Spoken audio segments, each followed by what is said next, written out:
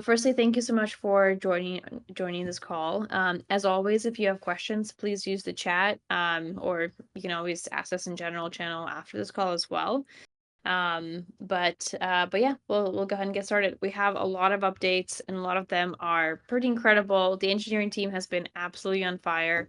There are multiple major projects that are happening in parallel.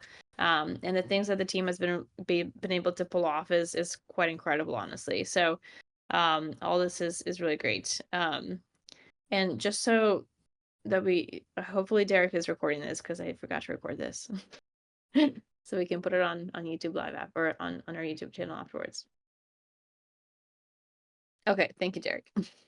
Cool. All right. So first up is we're gonna jump right into some of the engineering efforts that we are going that we have kind of in flight right now. And so first up is actually going to be about Ledger, and that's been something that we have been really focusing on for quite some time. And I'm going to invite you over to the stage to give you guys first background information about Ledger and why this has been such a big effort on our part. And then walk through some of the solutions that he's been working on, and they are quite incredible. And there are multiple repos that you can look at to track some of this work. So I'll let him take it away.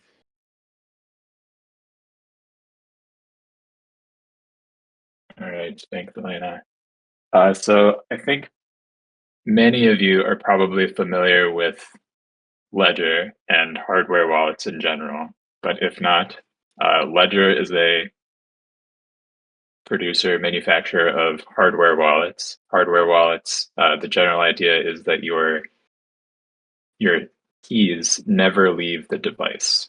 So it's a security measure, keep your keys safe. So Ironfish has been working on adding support for hardware wallets and specifically Ledger for some time. And it's particularly challenging for shielded transactions like we have on Ironfish. To our knowledge, shielded transactions on Ledger have never been done before.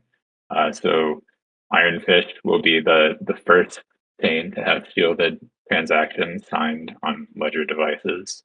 But we're going beyond just our normal shielded transactions, and we're also working hard on adding support for multi-sig accounts and multi-sig transactions. That's uh, an added challenge even beyond shielded transactions with Ledger. The environment for signing a transaction on a Ledger device is very constrained. The device only has about 30 kilobytes of memory, and that's the larger devices that they make. So that 30 kilobytes has to fit all of the data that you're inputting into the device, any memory that's required for computation for signing the transaction, and all of the data that you need to send back off of the device after signing. And with multisig, it's even more challenging because we need to do DKG or distributed key generation. So for a multisig account, you have multiple people that need to collaborate to generate keys. So they need to send a lot of data back and forth so that keys can be securely generated and generated in a way that each person's key never leaves their own device. So we've run into a lot of constraints with the memory requirements for generating multi-sig keys with 3 or more participants. So we've had to come up with a lot of optimizations. We've been working with our partners, Zondex, to do this. Things like kind of lazily reading data off of flash storage of the device. So being able to read off of the storage can kind of help to get around some memory constraints. But generally trying to move as much computation and data as possible off of the Ledger device while still keeping things secure. So we've made a lot of progress, and we're pretty optimistic about the Ledger integrations at this point. So very excited to be moving forward with that. Yeah, awesome. And Hugh is being very modest. Hugh and Rahul in particular have been just working through weekends to make sure that this gets done on time for our upcoming launch. And the amount of optimization and thought process that it went into actually making this happen is quite incredible. So very much a gigabrain type of moment over the last couple days to fit all this on the device. Because like Hugh was saying, the memory restrictions on the device are extremely small. So doing something as complex as DKG has been very, very challenging. So thank you all so much. Okay, the next step is going to be our EVM updates with Daniel. I don't have that many visuals on it because, well, it's mostly code.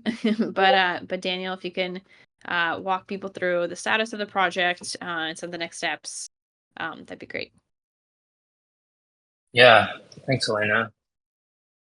So we talked about a little bit about this the last community update, but basically for anyone who hasn't heard, we're building an EVM, a full EVM onto the Ironfish chain to be able to interact with private assets, to be able to programmatically mint, burn, and shield and unshield all private assets.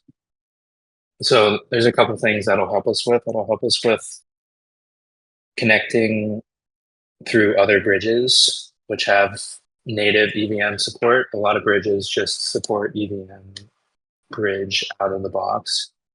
So it'll really help with our connectivity in the ecosystem, and then also allow people to programmatically use private assets, which I think has a lot of interesting use cases.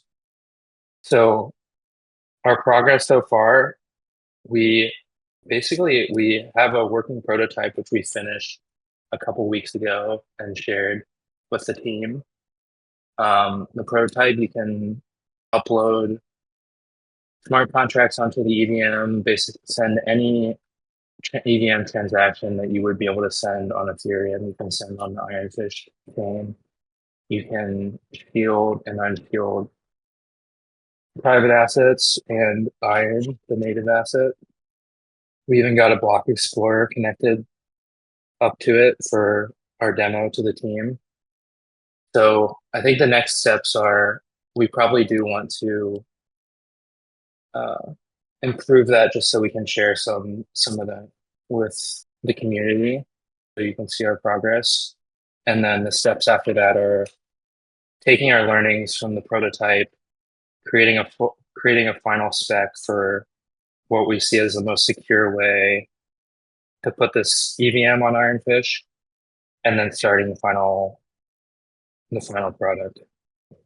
So yeah, look out for some ways that you might be able to interact with that in the future. Hopefully that after we get through some of the more pressing projects right now, we can get that to the community. Yeah, it's very exciting that we were able to get a fully working EVM in only a couple months.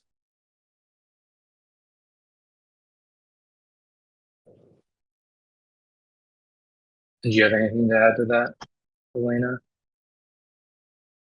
Sorry, I lost my tab. No, this is great. So again, for people who kind of are new to the project, the EVM layer would live in parallel to the private UTXO land. And so how Daniel was saying, a smart contract developer can actually write a shield and unshield method in their smart contract, and that would give their users the ability to move those assets in and out of the privacy layer, which again is extremely powerful, and we're super excited to get going with that project. And the progress that the team has been making on it is honestly very phenomenal. Being able to put like a prototype of an EVM layer in a matter of like weeks, not months, is quite incredible. So very excited to see how that project's going to be shaping up. Next up is we're going to talk about wallet encryption, which is also, I have mostly a a placeholder here because Rohan's going to be telling you more about that project in particular and what you'll be able to do quite soon with your wallet because of this. Yeah. Thanks, Elena. So yeah, we've talked about wall encryption in a few of our past Discord updates. So this project is almost feature complete. There is one last remaining piece, which is kind of reorganizing some of the keys. Previously, basically, we had a unique key for each account, and we're migrating it. So now there's one master key that's maintained by the wallet, and each account can derive its own key from that. And that is just to make the UX a lot easier to use and just easier to build on top of. So yeah, we're in the final stretch of it and hoping to have it out probably by the end of the month. Cool. Next, I will hand it over to Jason, who will talk about Oreo Wallet.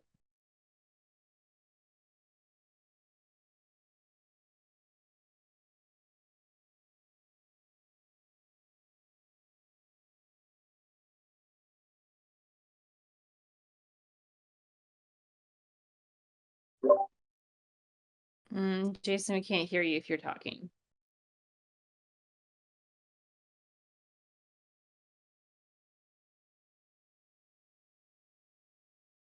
Okay. Well, while Jason's trying to, oh, Hello? you're back. Okay, perfect. We can hear you. Wonderful. Yeah, so the developer is not here. I'm going to speak about Oreo Wallet on their behalf. But so Ironfish is actually kind of run by, the foundation, and there's actually a number of companies underneath Ironfish that contribute to the Ironfish ecosystem. So I'm the CEO of IF Labs, which is actually one of those companies. But you might notice in the community, there's a fellow named Hairtail. Sometimes he goes by Fish Guy. He's actually another contributor of the community, and his company, Oreos Labs, also takes grants and contributes to Ironfish ecosystem as well. And actually, as Hugh spoke about Ledger, a lot of that integration is created by yet another company in the Ironfish ecosystem called Sondax. So there's actually a number of companies contributing to the Ironfish project. And Oreos Labs is working on a very important project called Oreo Wallet, which is actually a grant project to build a browser extension wallet for Ironfish. And it's actually pretty impressive for a lot of the similar reasons that Ledger is impressive. You have these decryption problems that are very expensive. And how do you do that in a private network where your transactions are encrypted in like a meaningful and quick way? So you're not waiting for your browser extension to download hundreds of gigs of data and decrypt it. So IF Labs has actually been teaming up with Oreos Labs to make Oreo Wallet and kind of help it up and polish it.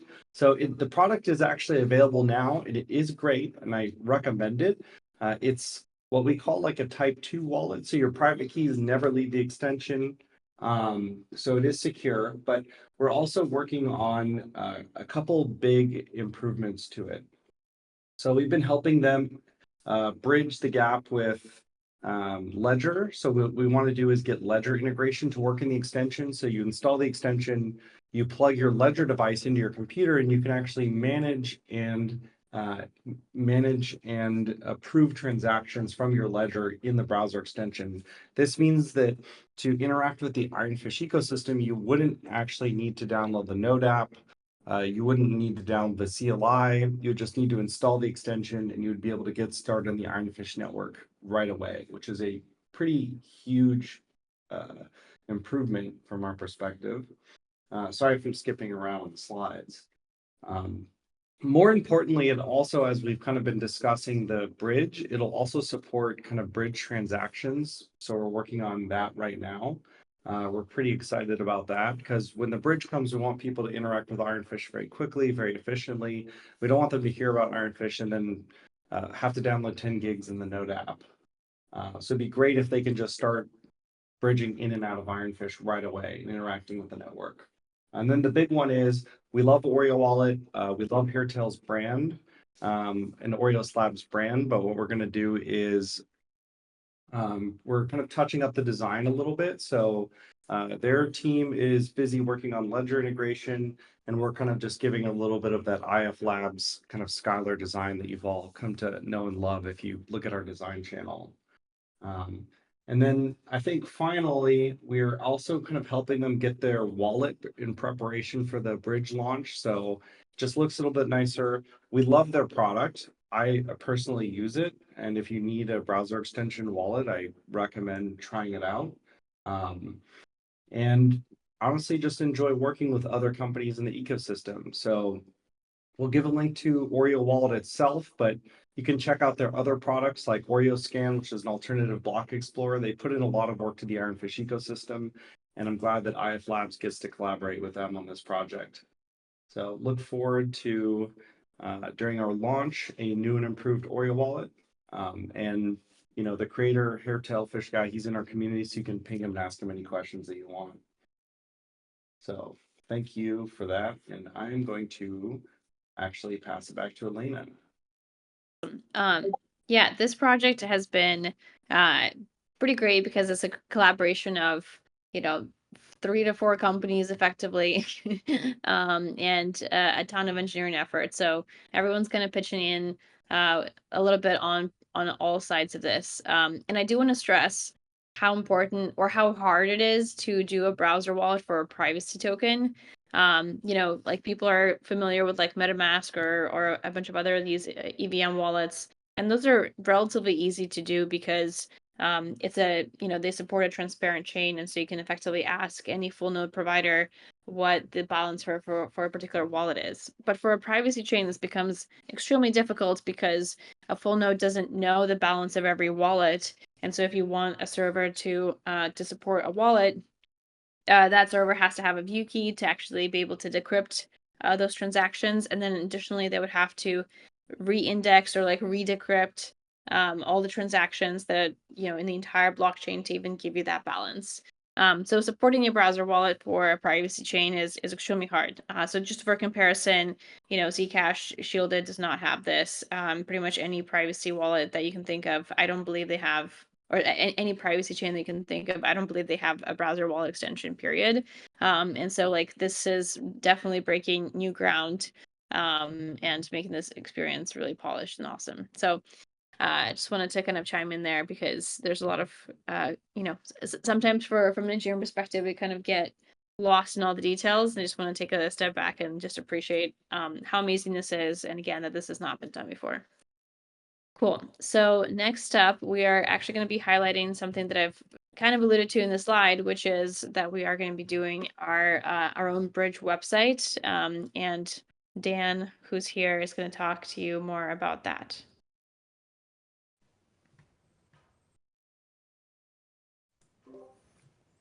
Hey all. So yeah, we've been working on a website where you'll be able to bridge tokens from Ironfish to other chains. So this is something that we've talked about in the past, but not as a standalone website, but instead as something that we are adding to the Node app. So if you're a Node app user and you've like created your account, synced your whole chain, you'll be able to bridge Iron or other tokens to EVM chains. But for those users who, like Jason alluded to earlier, who don't want to have to like download the entire blockchain and wait for all the syncing, and they actually just want to use the Oreo wallet extension as that type 2 chain that, the syncing and all that stuff happens like in the cloud somewhere. But you still want to bridge funds, the bridge website will allow you to do that. So the bridge website is kind of like it's like the other side of the coin to the Chainport bridge app. So if you want to bridge, let's say USDC from Base to Ironfish, you can use Chainport's web app to do that. And then if you want to go from Ironfish back to Base or whatever other network it might be, then you can use the Bridge website that we've been working on. And the Bridge website works with the Oreo wallet extension. So basically, it's really similar to like if you've used MetaMask or Rainbow Wallet for on EVM chains. You just go to the website. If you have the wallet installed, you connect it. You'd say what token you want to bridge, how much you want to bridge, what chain you want to send it to, and what address you want to send it to. And then when you hit like bridge asset, you see some confirmation details. You sign the transaction with Oreo Wallet, and that gets like submitted to Oreo Wallet for processing. So yeah, it's going to be a pretty easy way to get funds from Ironfish to other networks without having to go through the whole process of like downloading the Node app, syncing, and all that stuff. Um, yeah, and then another thing that I just kind of want to touch on, because we've been doing a lot of like front end work specifically, is yeah, so we are doing a website redesign, and it looks really awesome in my opinion. So a lot of things are coming down the pipeline, like pretty soon here, and the website's the place to go if you want to like learn more about like the specific things that we're working on or documentation or all the products that we have. So we've been doing a lot of work on the website to make sure that we're highlighting these things like, bridging, adding ledger integrations. And then also we just kind of like spice it up a little bit. And yeah, shout out to Skylar for being like, honestly, like the best designer in Web3 in my opinion. So yeah, look forward to a fresh website as well. Yep. And with that, I'll give it back to Elena to talk about foundation updates. Okay, awesome. Yeah, so just as a reminder, we are preparing to be in Singapore next week. So we're going to be speaking at Pragma Singapore. And that talk in particular, I'm actually pretty excited about it because it'll be a sneak peek on exactly how bridging works. So again, we've been talking about this bridging project for months and months and months now. So this is not something new. But it is getting closer and closer to the finish line, which we're all very excited about. And so that talk in particular, we're going to be giving a sneak peek exactly on how that works, and then really kind of diving into the tech and how it was made possible with the multi-asset sapling protocol that we've implemented for Ironfish, which again is actually another first for Ironfish. We're the first project to have mainnet launched MASP, so that's the multi-asset sapling protocol. And that is exactly what gives Ironfish the ability to support wrapped assets. And then we'll also be at Pragma Singapore, which is basically like, our hometown. Like we're pretty much all in the Bay Area. And so that'll be really exciting to do an event there as well. We'll be giving a talk as well as hosting a happy hour, and we're teaming up with some of the other local San Francisco or Bay Area crypto companies, one of which is Espresso, and we're hoping to ask a few others. And then for permissionless, that's also coming up really soon. We'll be doing a panel with some of the other people in the space that I think are quite amazing or have been doing quite amazing work in the privacy space. So one of them is going to be Stephen from WorldCoin or Tools for Humanity Foundation or Tools for Humanity, which is the DevCo company for the project WorldCoin. Really excited to have Stephen speak on that panel with us because Stephen actually did come from Zcash. He was their engineering manager or protocol, I think protocol engineer for Zcash for 3.5 years. And so he's extremely familiar with the privacy tech around it. And again, now he works at WorldCoin, but it's really great to have him on the panel because he understands and appreciates all that Ironfish has done for the privacy space. And then also we'll have somebody from Unstoppable Domains, and I think we'll have another third person that is still not announced yet. So if you are interested in coming to Permissionless and you haven't gotten your tickets yet, you can use our code IronFish15 to get a 15% discount. And if you're already there or already going to be attending, let us know. Would love to meet some of you guys in person. And yeah, please reach out if you're going to be on any of these events. Or if you're ever in the Bay Area and want to meet some of the team, very happy to do that too. Cool. And I think that's it. That is, we've actually wrapped up 3 minutes early, which pretty much has never happened. So that's great timing on our part. If you guys have any questions, let us know. I am seeing some questions about the ambassador program. I don't think we're going to have an ambassador program coming up anytime soon. Right now, we're extremely focused on making sure that everything that we're shipping is, high quality. And so we're not going to be doing an ambassador program just to make sure that we have enough resources and attention span to focus on some of these launches. Cool. All right, I'll wait for a few more minutes for any questions that are coming in. How can the common man help the project? Honestly, spread the word. So if you want to tweet about us on Twitter, retweet some of our announcements. Like I said, we are going to have we're going to be doing announcements for all this talk, all these talks that are coming up, as well as our big bridge announcement as well. So just making sure that you help us spread the word. And run a node. Yes, product guy. Thank you so much for reminding us. Please run a node. And if you run the node and turn on telemetry, then your node stats are going to be part of stats.ironfish.network, and you'll kind of see yourself being in a group of many other nodes around the world, which I think is really special. Cool.